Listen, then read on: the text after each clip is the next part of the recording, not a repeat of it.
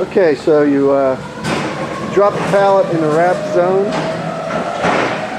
and then secure the film to the load. It could be as simple as just tucking it between a couple of boxes.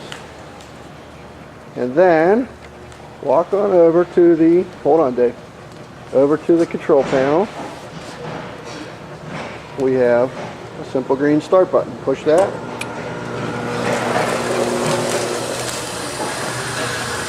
The carriage starts going up immediately as the arm rotates around the load.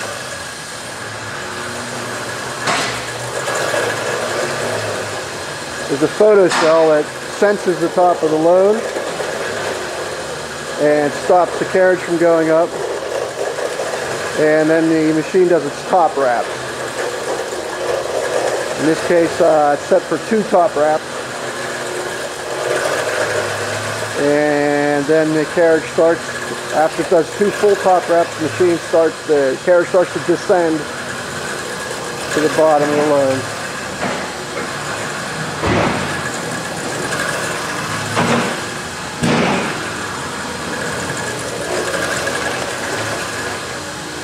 The carriage gets to the bottom, it does its bottom wraps. In this case we have it set for 2 bottom wraps. It's certainly adequate for this load.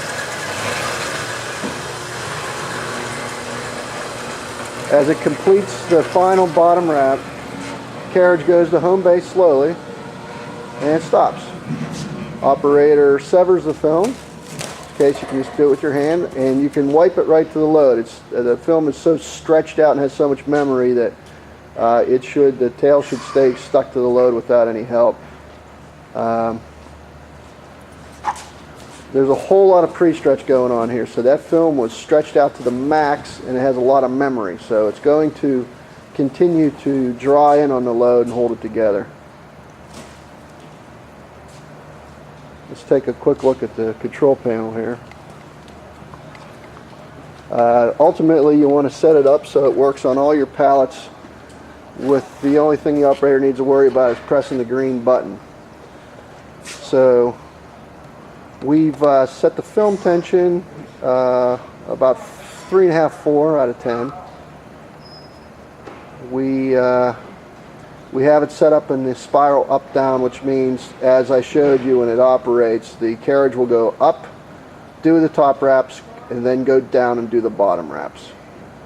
We have the selectors, the top wrap set at 2 and the bottom wrap set at 2. They can go anywhere from 1 to 9 actually. Photo cell is on, that means that we are automatically sensing the top of the load.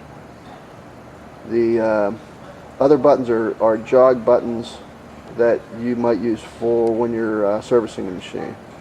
You could also set the carriage speeds. In this case we're about Midland. We're about 5.5 on the speed up and about 4 on the speed down.